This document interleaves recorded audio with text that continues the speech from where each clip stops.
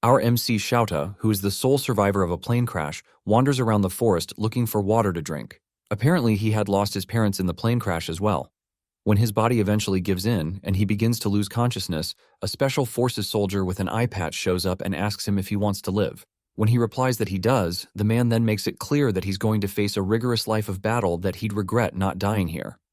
While the man tries to rescue him, his men try to stop him, stating that they're in the middle of a mission and that picking up trash like him would only get in the way. But the man gets furious and yells at them, telling them he doesn't take orders from people weaker than him. That was how Guzu the captain, became Shouta's adoptive father.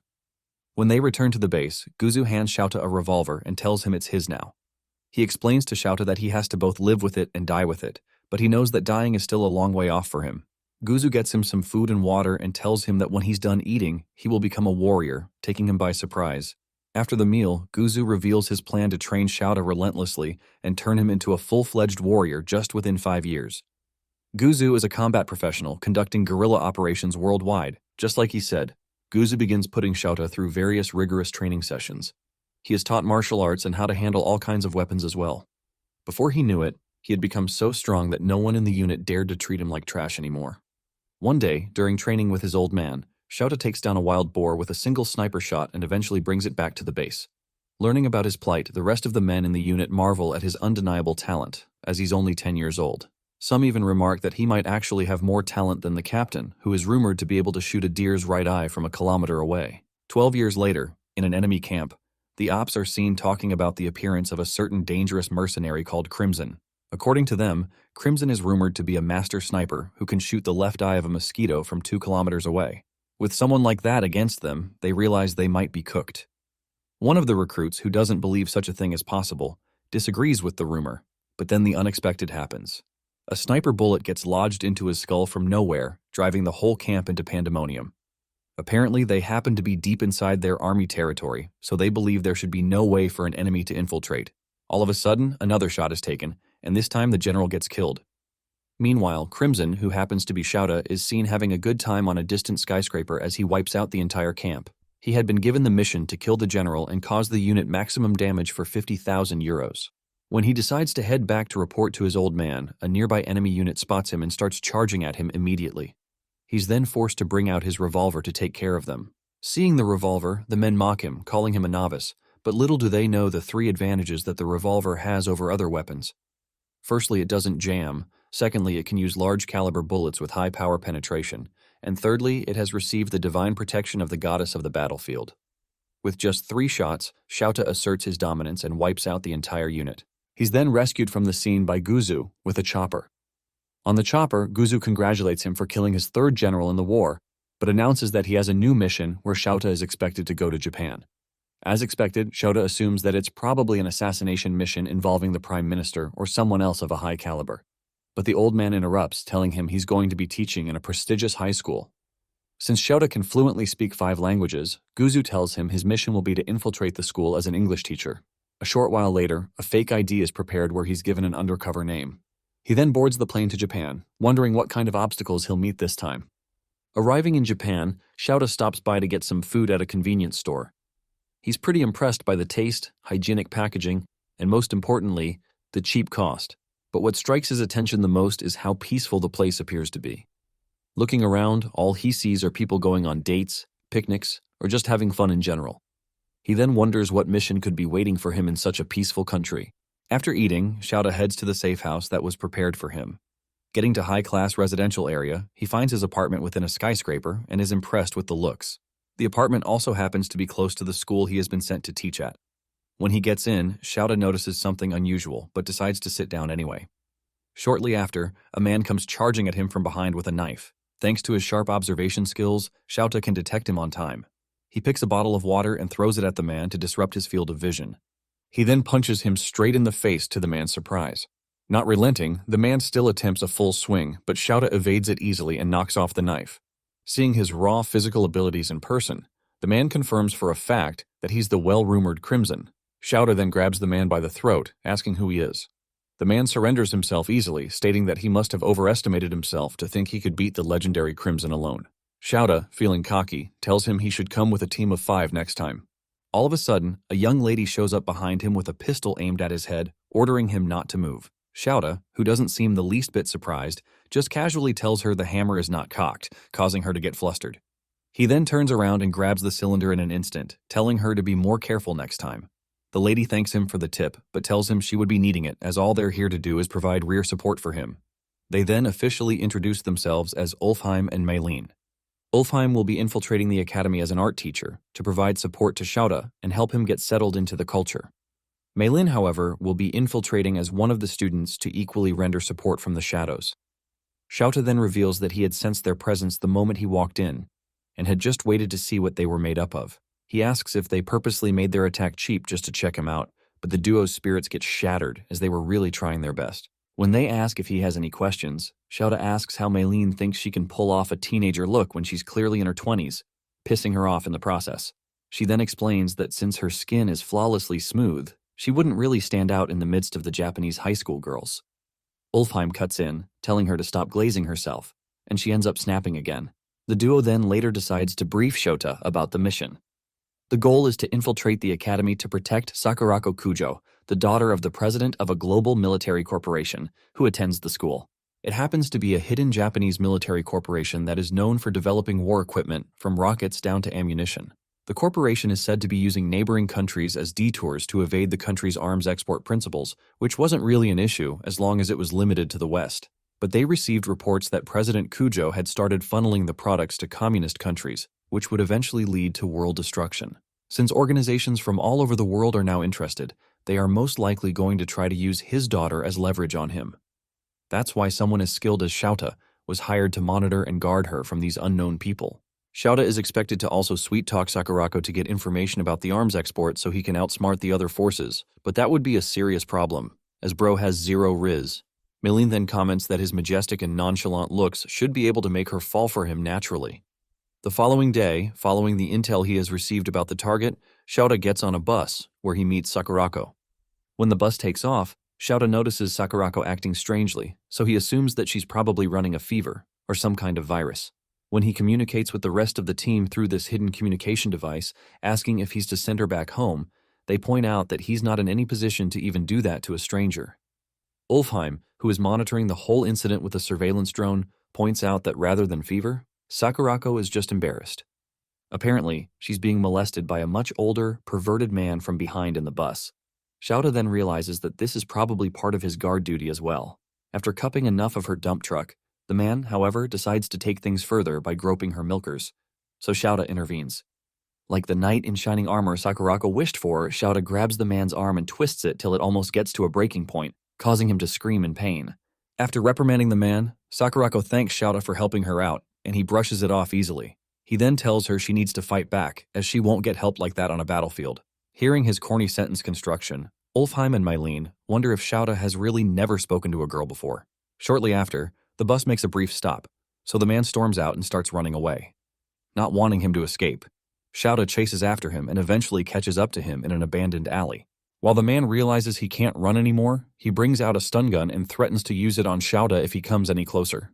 To his surprise, Shouta grabs his hand before he realizes it and slams him into the ground in less than a second. He then tells Ulfheim to contact the police.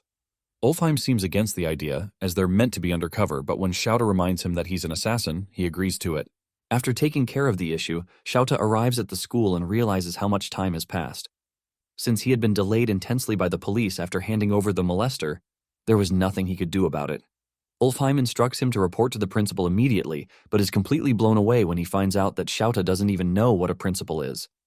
Since he was raised by South American guerrillas, he never attended anything resembling a school. However, Maylene, who is already settled in her class, explains through her own discrete communication device that a principal is like a colonel in the school setting. Hearing that, Shouta realizes how important such a person must be. He heads over to the office immediately to introduce himself officially. When he gets there, he's quite surprised as the person he meets doesn't seem like a colonel in any way. The principal welcomes him warmly and remarks on his good looks. While Shouta tries to figure out what skills the principal specializes in, the old man reaches into his breast pocket for something. Shouta immediately assumes the worst, so he reaches for his gun as well. Thankfully, Ulfheim and Maylene can stop him in time from causing huge havoc. From his pocket, the principal brings out a Japanese business card, which he hands over. Shouta accepts the business card wholeheartedly as the principal introduces himself officially to him. He equally introduces himself and apologizes for coming late, but the principal tells him not to worry about it. Shouta is quite surprised at the old man's benevolence because back in the military, an offense that grave would lead to a court-martial. The old man then explains that he received a report from the police about the situation he handled, so he commends him for his brave act. He then assigns Shouta as the assistant homeroom teacher for Class 2B, which Sakurako and Mylene happen to be attending. While leaving the office, Shouta accidentally refers to the principal as Colonel, taking the old man completely by surprise. On his way to the classroom, Ulfheim is forced to confirm that the only weapon on Shouta is his revolver. When Shouta finally arrives at the class entrance, Mylene instructs him to come in and ensure he acts like a teacher. Shouta then opens the door and prepares to face an obstacle he has never faced before: students. Walking into the classroom, Shouta draws the attention of the students for so many reasons. While the girls fawn over his aura and good looks, the boys, however, are visibly disappointed because the teacher turned out to be a man. The girls immediately start bombarding him with questions ranging from his favorite food down to the kinds of women he dates. Mylene knew Shouta was going to be popular with the students, but even she didn't expect this level of attention. Thankfully, Sakurako, the target, happens to be among the girls fawning over him. When Mylene finds out, she discreetly communicates about it, telling him to find a way to use it to their advantage. But before then, Shouta still has to introduce himself to the students. Facing the students, Shouta talks with a very calm voice, introducing himself as their assistant homeroom teacher and new English teacher. He also specifically mentions that he can speak 5 different languages, asking whoever is interested in learning to come see him during break time. As expected, the girls give in to his charm, openly expressing how much they like him. Meanwhile, a male student who happens to be infatuated with Sakurako is seen beaming with jealousy at the sight of her blushing at the new hot teacher. The homeroom teacher seems quite impressed by his qualifications as well. When she asks what his hobbies are, Shouta thinks about sniping, but he knows he can't say it. He then states that his main hobby is weight training, striking the students' interests even more. However, one particular chopped male student burns with so much hatred and jealousy. Apparently, he had told his classmates his hobby is weight training as well, but they only laughed at him. Seeing them give a different kind of reaction to the attractive teacher becomes too unbearable for him to take. He wraps a huge piece of paper and throws it at the professor with immense force, determined to make him lose some aura points. To his surprise, Shouta, who had already turned around, catches the paper just before it touches the back of his head. He then casually drops it in the trash can, making the girls trip even harder. During the break period, the girls scatter around the school in search of Shouta but can't seem to find him anywhere. Like the other students, Sakurako also wants to talk to Shouta, but for some more personal matters. When Mylene finds out about this, she contacts Ulfheim, asking to know if he has surveillance on Shouta, as she equally can't find him. After searching for a while, Ulfheim finds him, but not in a peaceful condition, so he alerts Mylene about it. Both of them then rush to the location to find out what is going on. Meanwhile, behind one of the buildings in the school, Shouta meets up with one of the students, who had invited him out to discuss matters about Sakurako. Seeing the student with a baseball bat, he gets confused and asks if the student is in the baseball club. Pissed, the student replies that he's in the go-home club. Clueless as ever, Shouta gets even more confused as he asks if such a club really exists, causing the student to lose more patience. The student then tells him he doesn't like him because of the way Sakurako looks at him, mesmerized. Shouta replies that he doesn't know how she sees him, but he'll be taking his leave as he has no intentions of playing baseball. Just like that, the student snaps and charges at him with the bat, openly declaring his intentions of bashing Shouta's head in. When he takes the first swing, Shouta dodges it easily and tells him he's out of range.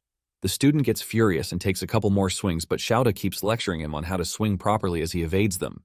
He eventually gets tired of playing around, so he knocks the student out with a gentle palm to his forehead.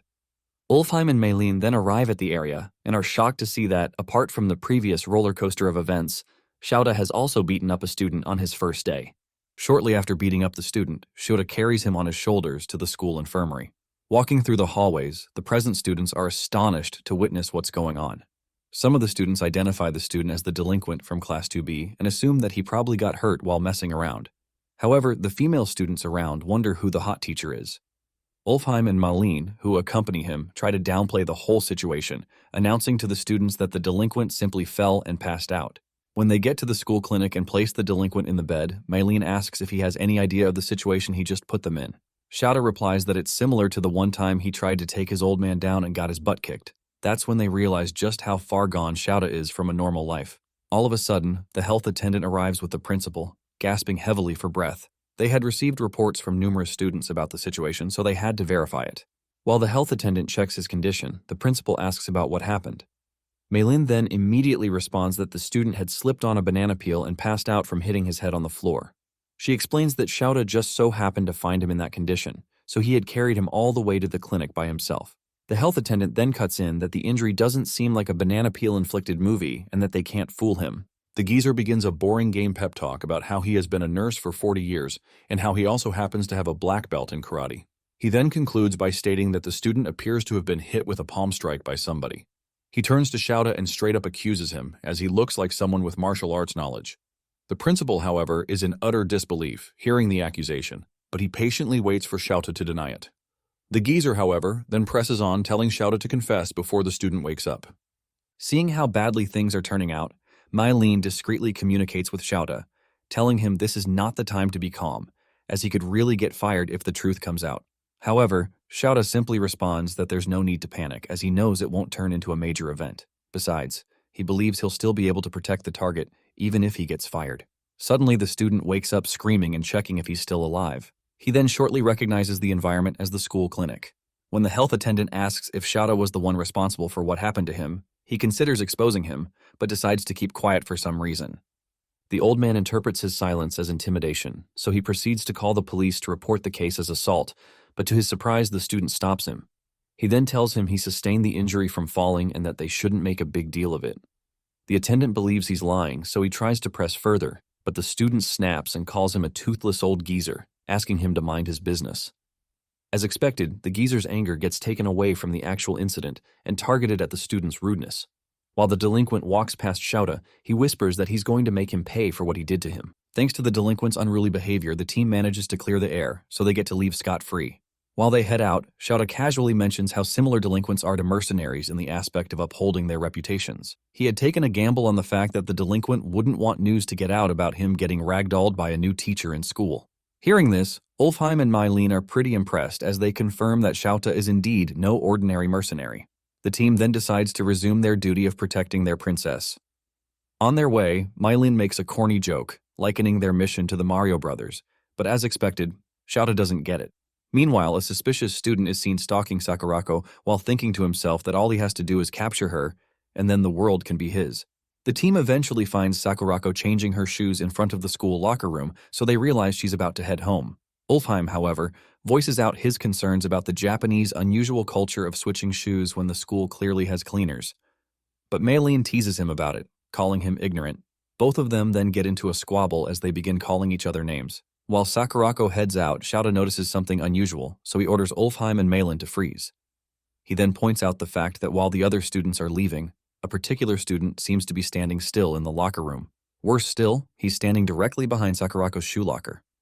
Meanwhile, the student is seen setting up a peephole under the locker so he can take pictures of Sakurako without anyone getting suspicious. While Shouta tries to call out to him, the creepy student picks up her indoor shoes and begins to sniff them like his life depends on it. Seeing this, although Sakurako is still suspicious, the other two understand the situation, so they ask him to leave the student be. They explain that the student is simply a pervert, popularly known in Japanese as a hentai. As expected, even though the term hentai has now become a globally understood term, Shouta still has no idea about it. While the strange student sniffs the shoes, he imagines himself in a kinky situation where Sakurako is a dominatrix, and he's her slave. Ulfheim explains to the puzzled Shouta that there is just a set of mentally derailed people who steal people's stuff and use them to fantasize about them, without actually talking to them. Shouta, however, refuses to believe that someone that weird exists. He believes the kid has a motive, so he makes up his mind that he's going to interrogate him directly. When Shouta leaves, Maylin wonders if he's going to be okay, but Ulfheim asks her to let him be, as he needs to experience stuff like this to understand the world better. He then instructs her to go after Sakurako and try to befriend her to make things easier. Maylin then takes off, leaving Ulfheim to handle the situation with Shouta so it doesn't get out of hand. While the creepy student walks home, staring at shots he took of Sakurako earlier, Shouta shows up behind him in a disguise and puts a plastic bag over his head. He then instructs him to cooperate with him as long as he wants to make it out alive. The student cooperates, so Shouta takes him into an abandoned warehouse where he straps him to a chair. He then questions the kid rigorously, asking what organization hired him, while threatening him with a piece of broken glass. The kid seems completely clueless, so Shouta lists out a series of well-known organizations, asking which one he belongs to. He then tells the kid that he has killed members of all the top secret organizations and that he won't be an exception if he keeps trying to harm Sakurako. Terrified to death, the kid immediately explains that he's not trying to harm her in any way, but Shouta still doesn't believe him. He accuses the kid of trying to add some poison or explosive compounds to Sakurako's shoes when he was toying with them earlier. But the kid explains that there's no way normal civilians can get stuff like that in modern-day Japan. Still, Shouta decides to take his interrogation to the next level. He tells the boy that he's going to peel the skin of his neck, and that if he flinches, then he's an agent targeting Sakurako, but if he endures it, then he's a high-guts agent with deeper intentions towards her. Hearing his condition, the boy, who was already drenched in bodily fluids, starts to panic even more. Shouta then fakes an attack towards the kid, causing him to piss himself and pass out. From his reaction, he can confirm that the student is not an agent. Shortly after, Ulfheim walks in and thanks Shouta for holding himself back from actually attacking the student. They take the student to a bus stop and leave him there to regain consciousness as they leave. They both then head over to resume Sakurako's protection. Meanwhile, Malin catches up to Sakurako and pretends to be headed her way, but little do they know there's a professional sniper awaiting orders to take a shot at Sakurako. Upon spotting Malin approaching Sakurako, the sniper, who doesn't want to mess up his mission, decides to wait for the perfect shot at his target. Malin, on the other hand, who is oblivious to what's going on, chats with Sakurako, asking about makeup and whatnot. She introduces herself as a foreigner currently studying in Japan. When she hears that Japanese schools don't allow makeup, Malin gets pissed, and she attacks the schooling system for being strict. She then mentions how students overseas can dress and act the way they want and even smoke. Sakurako is stunned by the level of liberty other students have. Unknown to her, she's at the edge of the walkway, so she loses her balance and nearly falls to the road where an incoming vehicle is fast approaching. Thankfully, Ulfheim shows up and saves her from being run over. As a result, Ulfheim gets drenched from the puddle the car had splashed, but he doesn't mind as long as Sakurako is well. Shocked, Sakurako thanks him and apologizes for getting his shirt drenched.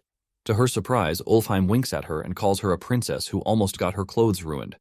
Sakurako quickly clarifies that she's no princess, but Ulfheim insists that all women are, according to God's decree during the 7 days of creation. He holds her hand and tries to plant a kiss, but Malin, who has been watching him sim over Sakurako, snaps and knocks him out like Chun-Li in Street Fighter. She immediately tells him that kissing someone on the hand isn't allowed in Japan. She attacks Ulfheim's origin, and they argue like cats and dogs. After watching them throw words at each other, Sakurako calls them a funny bunch that bicker like brothers and sisters. The assassins then talk to each other, and Malin learns from Ulfheim that someone had tried targeting Sakurako. Meanwhile, on the rooftop, the sniper has his sight locked on Sakurako, but Shouta shows up and blows his brain out. Shouta then wonders who they are and if they want to capture Sakurako. Later that night, in Sakurako's room, Kane, Sakurako's maid, sees Sakurako sighing over and over, so she asks the girl what the matter is. Sakurako is immediately flustered, but Kane reminds her to call her by name, as her dad had instructed. Sakurako hesitates and does as told, and the angry maid finally calms down. Kane then reminds the girl that she should not forget her pride as the daughter of the Kujo family. The family has been a noble one that has existed since the Heian era. After being scolded, Sakurako asks Kane if she has ever been in love. It takes Kane a while to understand what Sakurako meant, but when she does, she tries talking about how being a part of the Kujo household affects relationships. Sakurako immediately denies being the one in love, but to her surprise, Kane tells her there's no family rule forbidding falling in love with a commoner. Kane tells her that, despite being a maid of the Kujo family, she's a woman first and foremost, and she is an ally to all ladies in love. She holds Sakurako's hands and makes a pinky promise with her while telling her that she supports her decision. Sakurako rejoices after getting an ally, but doesn't hear Kane speak about how the gentleman she expects Sakurako to be in love with is reasonable. The gentleman in question fires some shots at dummies in a practice arena, and it all hits the bullseye.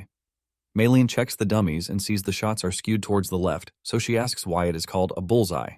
Ulfheim shows her a diagram of the human anatomy and tells her the human heart is on the left side. She gets embarrassed and insults Ulfheim for trying to show off. Ulfheim then praises Shouta and tells him he can win a gold medal in the Olympics with the level of his skill. Shouta calls the Olympics an amateur competition that he doesn't want to partake in because he's a pro. He then asks Ulfheim for information regarding the enemy organization, but when Shouta sees his lackluster behavior, Shouta asks for validation on Ulfheim's job. Ulfheim then tells him it's Malin who is their intelligence specialist. They look at her, and as soon as she realizes she's been queried, Malin tells them she's using all her resources but hasn't found any leads. Shouta notes that the organization has the resources to get a sniper. He calls the man he had killed earlier a trained soldier and notes that the sniper rifle isn't a weapon that can casually be brought into Japan. He goes through the photos and notes the weapon's name, the year it was made, and the country that produced it. Ulfheim notes that if it involves a Dragunov, they'd know who is behind it. Maylene takes out an axe and calls him an idiot, because no one sane will walk around the street with a bloody axe.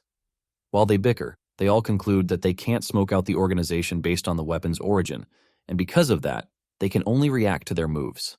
Shouta turns on the CCTV footage while telling his assistants that they have to continue guarding Sakurako and wait for contact from the last boss. They agree with him, but Ulfheim freaks out after seeing Sakurako changing her outfit. He feasts his eyes and thanks his stars, but suddenly the TV goes off. That's when he sees Maylene holding a pistol and glaring daggers at him. Ulfheim tries to calm her down, but she tells him she's practicing her marksmanship. Immediately, bullets whiz through the air and Ulfheim dodges for his life. While the two are at it, Shouta thinks about how his adoptive father gave him this unclear mission. Unlike other missions, which didn't require much processing power and had clear objectives, the current one's goal is extremely vague. Shouta wonders if all he has to do is just to protect Sakurako, but his troubled mind thinks there might be more to it. Meanwhile, elsewhere, a military squad completes its suppression mission. While the members celebrate, a curious fella amongst them goes looking for the last boss inside the building, and when he sees him, he's confused when he sees the old man staring at the sky. The soldier then speaks to his commander, saying he's lost in thought, and the last boss tells him that he was wondering if the same night sky he's looking at is connected to Japan. That same night, Shouta had a dream about his past. How he was raised by his adoptive father after being found almost at the point of death and trained harshly till he became a pro. By the time Shouta had become an adult, he had earned the name Crimson, which was a result of the blood he made his opponents shed during missions. Back then, Shouta dominated the battlefield with crimson flames, and now he fears that the same flames might one day burn him to ashes. The next morning, he wakes up unclad and decides to do some light workout. Unfortunately for Ulfheim, he walks right into the room without knocking, and as a result, an unforgettable image gets burned into his retina.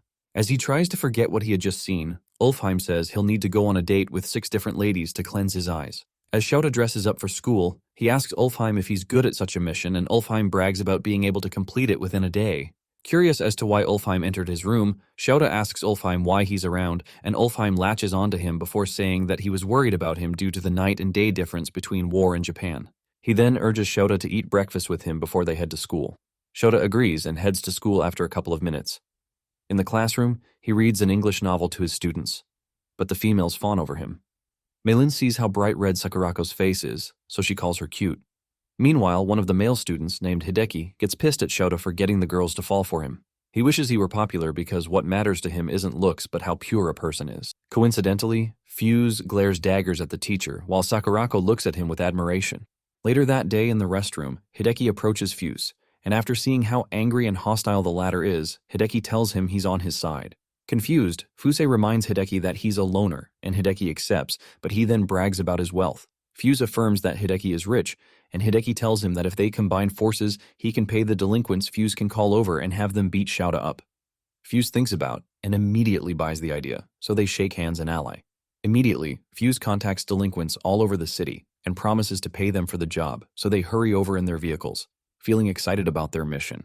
The following day, as Sakurako gets down from the bus and walks to school, the students adore her beauty. Meanwhile, in a bus parked not far from their school, Ulfheim and Maylene monitor Sakurako with one of their drones. There, Ulfheim praises Sakurako's beauty, and even Maylene had to stylishly admit that Sakurako is above her. Although her use of grammar gives her a false hope that she stands a chance, Ulfheim breaks her bubble, and they almost get into a fight. Confused, Ulfheim asks why Sakurako acts carelessly because by all standards, she's supposed to be guarded and not walking alone to school. Maylene squarely reminds him that it's the reason they are employed, but Ulfheim reminds her of how powerful people have envoys. Realizing what he means, Maylene then explains that it's Otori Academy's rules that forbid students from commuting to school in vehicles. The school doesn't allow classism, and all classes of society attend. Maylene tells Ulfheim that the school motto is independence and self-reliance, but Ulfheim takes it as an instruction for the rich students to learn from the commoners. Maylene then continues by explaining that Sakurako's dad initially wanted his daughter to attend an all-girls school till university, but the young lady insisted on going to Otori. While watching Sakurako, Ulfheim says she captivates every man around her by walking. Maylene then tells him it's the same for Shouta. They watch Shouta walk to the school and see as many girls fawn over him. Ulfheim stares at the two popular figures and says they could have been a royal couple had they been in a different time. Maylene partly agrees but then notes that trouble always looms whenever a prince and princess fall in love. She instructs Ulfheim to point the drone's camera ahead of Shouta, and when he does that, they see Fuse with a group of delinquents standing in Shouta's way. Fuse mockingly greets Shouta, but Shouta casually replies. The boy gets pissed at his teacher's behavior, but it still stands as a hindrance. Maylene and Ulfheim, who observe through the drone, indirectly call Fuse a caveman for showing up with reinforcements after Shouta had previously floored him. Ulfheim then tells Maylene that there's a problem, and it is that numbers don't matter before the legendary Crimson. Since Shouta got the message, he pulls off his tie and asks Fuse to follow him somewhere quiet. Fuse agrees and they go to the riverbank. There, Fuse cockingly declares that they outnumber Shouta 20-1.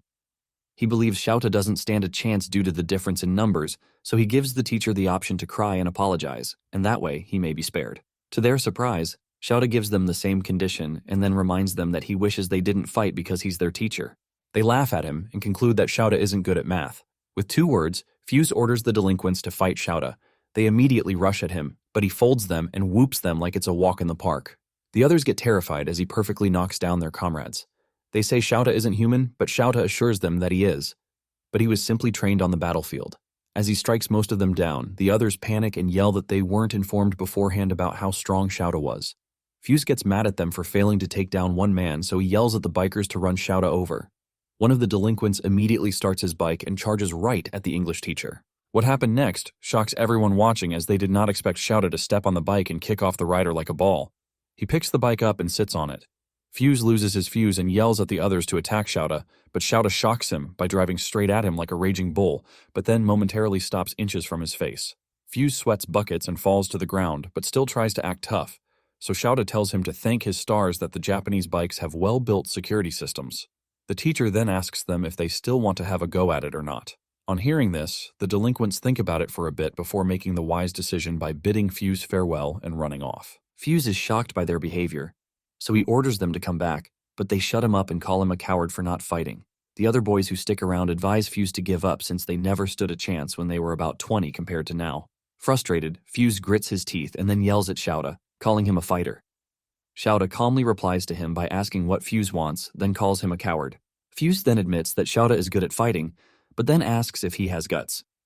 Shouta asks him what he means, and Fuse tells them to settle it with a chicken race. He gets on another bike to challenge Shouta in the game, whereby the first person to apply the brakes between them as they drive towards the wall loses. Maylene gets mad after seeing Shouta agree to such a ridiculous game, so she asks Ulfheim to connect her to him.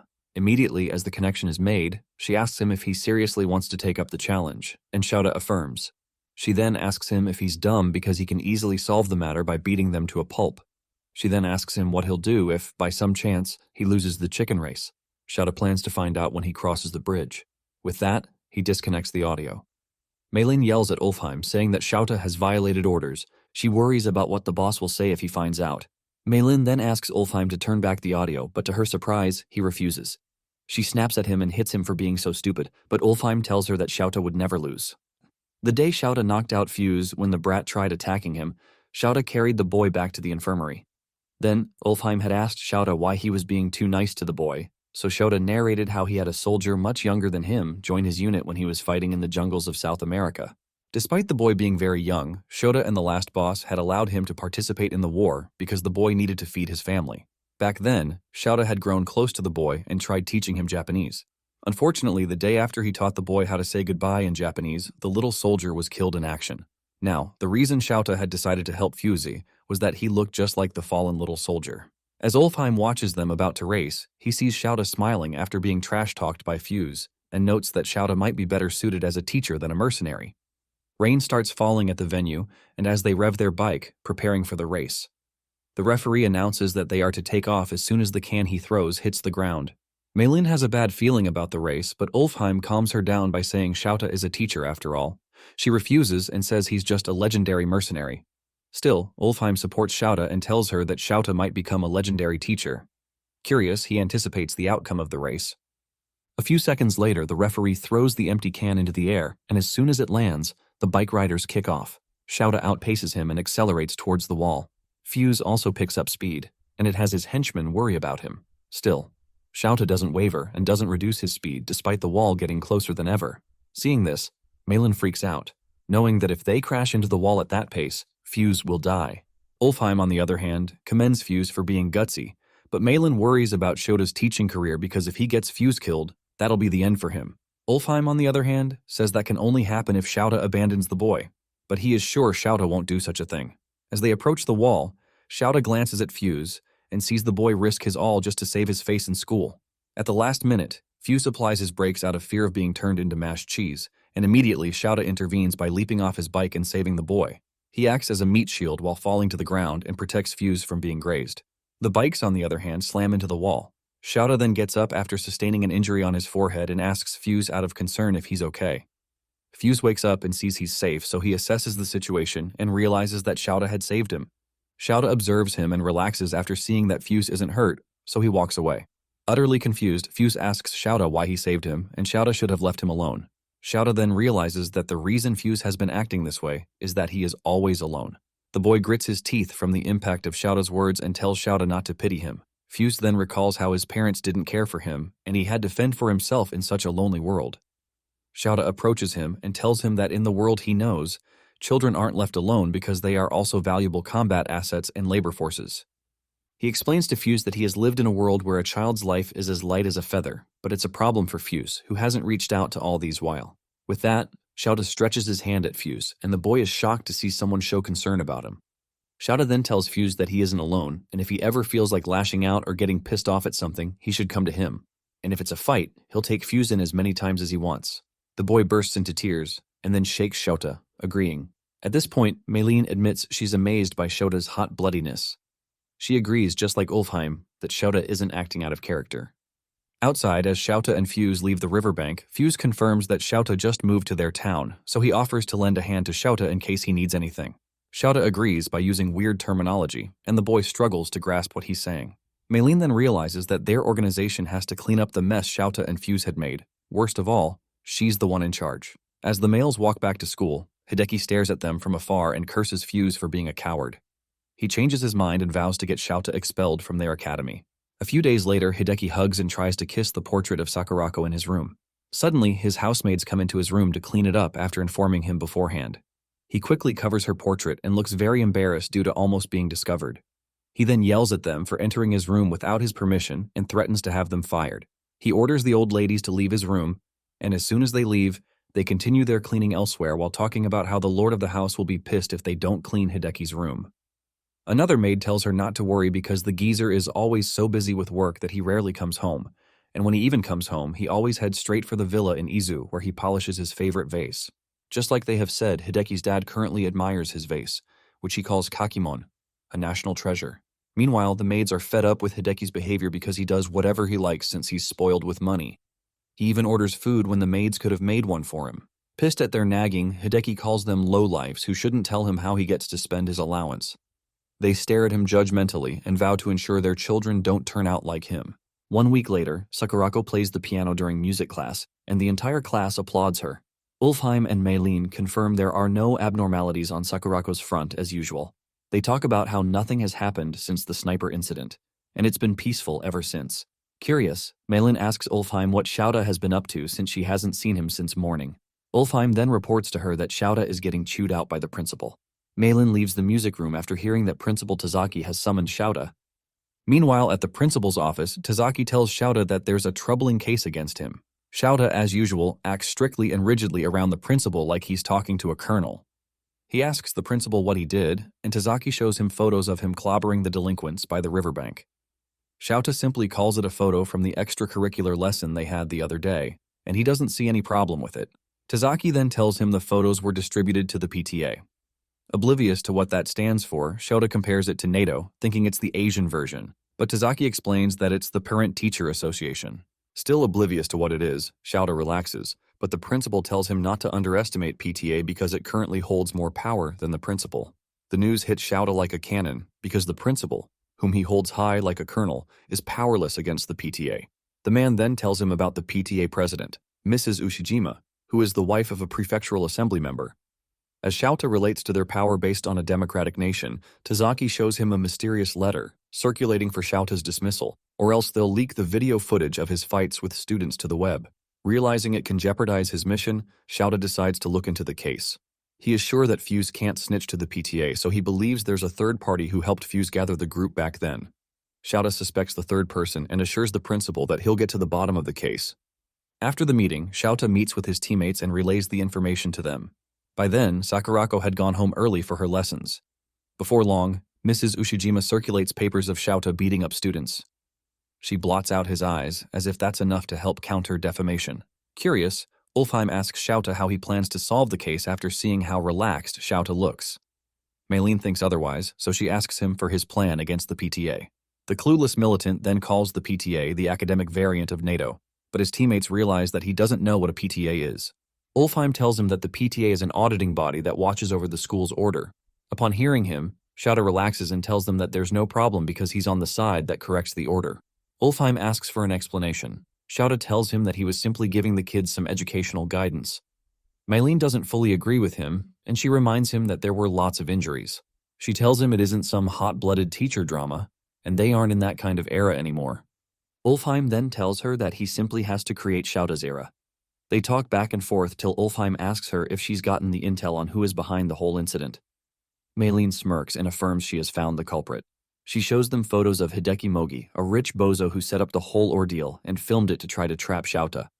Ulfheim asks for Hideki's motive, and Maylene tells him that Hideki has a crush on Sakurako, so he must have hated Shouta, who is popular with the ladies.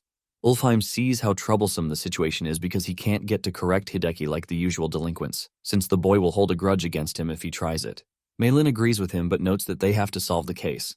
They ponder on the matter, and to their surprise, Shouta, who has been quietly reading through a report, closes the book and tells them he can solve the problem within 1 or 2 days. They curiously ask him for the details, and he tells them. That same evening, Hideki confronts Fuse for failing to get rid of Shouta despite paying him handsomely. He gets mad at Fuse for wagging his tail at the teacher, but Fuse tells him that Shouta isn't a bad guy. Hearing Fuse speak positively about the teacher makes Hideki furious, so he tells Fuse to snap out of it and tells him they aren't in a soap opera. Hideki then shows Fuse the article he had published and says it's only about time before Shouta gets fired. Fuse looks at the article and then tells Hideki that it's pointless to talk to him. He pats him on the shoulder, and as he walks away, he tells Hideki that he hopes he can change someday, and when that time happens, they should go to the arcade together. Hideki stomps his foot angrily after hearing Fuse back out and calls the boy a coward. He calls Fuse a pauper who is just after his wallet. Left alone, Hideki notes that everyone is dancing to Shouta's tune because of his good face, so he plans to make the teacher taste hell. Later that night, the 3 agents drive through the city in a disguise, and they have Hideki, who is in tears, bound and gagged.